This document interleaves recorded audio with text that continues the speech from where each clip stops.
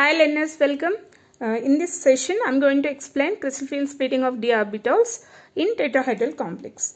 So already we discussed octahedral geometry. At that time I told you in 4 simple points I explained crystal field splitting of d orbitals. Here also I will explain in the same way. In order to know the ligand approach, first you have to know how the metal complex is and how the ligands are approaching the central metal atom. So I took a general complex.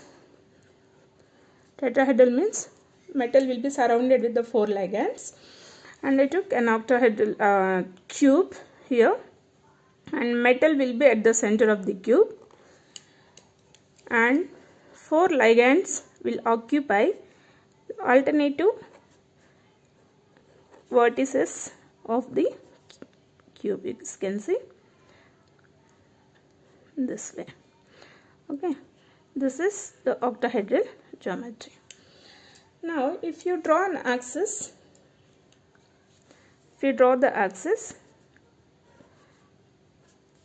and these are the axes that you will find for tetrahedral geometry, Z, X and Y.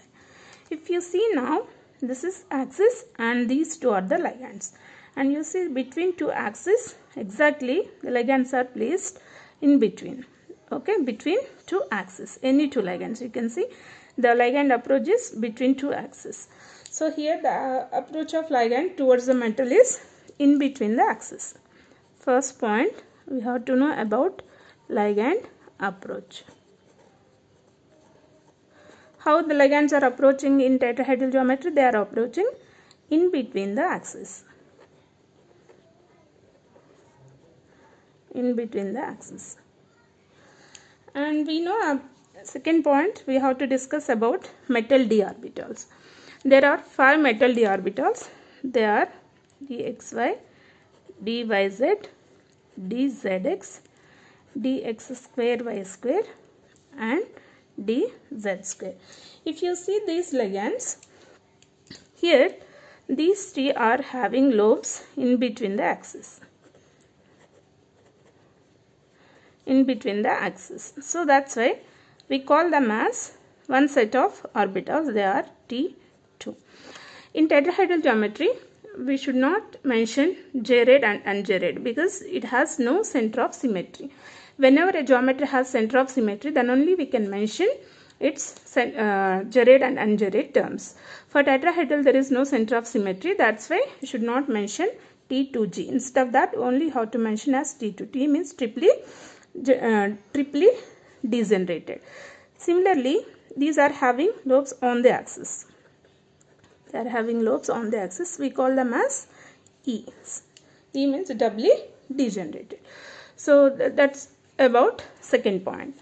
Now let's see how crystal field splitting will be in this case. The third point is crystal field splitting. We have to take the energy axis, and these are the 5 degenerated orbitals of free metal ion. Degenerated means having same energy, and when the ligands are approaching, then it shows symmetrical or spherical tetrahedral field. In presence of spherical tetrahedral field, they gain little energy.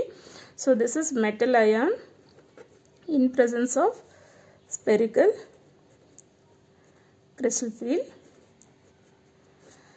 And when the ligands furtherly approaches towards the metal, because of the energy differences, because of the repulsive forces, here you can see these three orbitals are having lobes in between the axis, and the ligand approach is also in between the axis. Then there will be more repulsive forces between ligand, electrons and the lobes of the d orbitals. Now T2 set will get more energy, whereas EG set will get less energy because their lobes are on the axis. So they get less repulsion forces. Due to this reason, the total 5 degenerated d orbitals of metal undergo splitting into 2 energy levels. Splitting into 2 energy levels. One energy level is having 3 degenerated orbitals, the other is having two degenerated orbitals. This is called T2 set. What are they?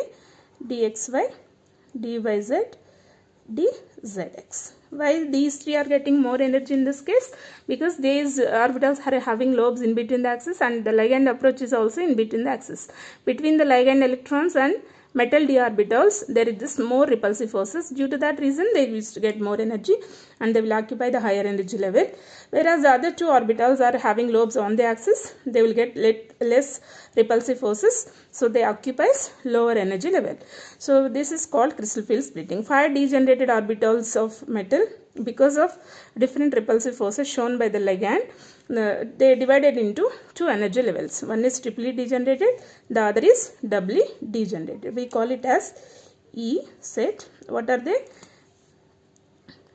D x square y square and dz square. And if you see the energy difference between these two levels, crystal field splitting energy, tetrahedral is equal to 10 dq, and this is energy barrier. The energy here will be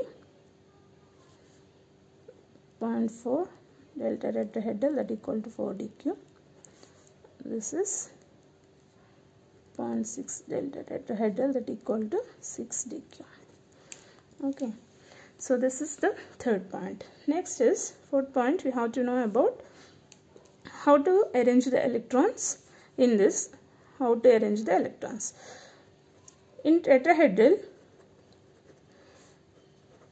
There will be only high spin complex. There won't be any low spin complex. The reason is the energy gap between E and T2 set is very less here. Because of that reason, you have to follow Hund's rule. What is that? You have to half fill E set, followed by you have to fill T2, half fill T2 and come back and fill E. Understand? So you should not, you won't find any. So all tetrahedral complexes are weak field complexes. We will consider in this weak field complex. For example, if I take a D6 system, it may be a weak field or strong field. How to arrange electrons? Maybe the ligand is a weak field ligand or strong field ligand. Irrespective of that, you have to first half fill E, then go to T2. After that, you have to come back 1, 2, 3, 4, 5. So first you have to half fill E and followed by T2. Then only you have to pair up. Come back and pair up. This is the way you have to fill the electrons in tetrahedral geometry. So that's the reason why all tetrahedral complexes are considered as weak field complexes, irrespective of either the ligand is a weak field ligand or a strong field ligand. So this is the way you need to explain crystal field splitting of d orbitals in tetrahedral complexes. Only in simple 4 points. First you need to see how the ligands are approaching, and we came to know that ligands are approaching in between the axis. Whenever they are approaching in between the axis, the metal d orbitals 3 are having in between the axis their lobes, and we are calling them as T2. Other 2 are having lobes on the axis, we call them as E. Should not mention J and J terms because it doesn't have any center of symmetry. And whenever they are approaching, it will undergo splitting into 2 energy levels. The orbitals which are having lobes in between the axis used to get more energy and they occupy the higher energy level. The other set is getting lower energy. They are said to be stabilized, and this is said to be destabilized. And you can find the energy difference between these two levels by using these energies. And if you see how to fill the electrons in this tetrahedral complex, irrespective of weak field and strong field, you have to follow Hund's rule. Means you have to fill all 5 energy levels, then only you have to pair up. That's why we consider all tetrahedral complexes as weak field complexes. Hope you guys understood this topic. Thank you for watching. Please subscribe.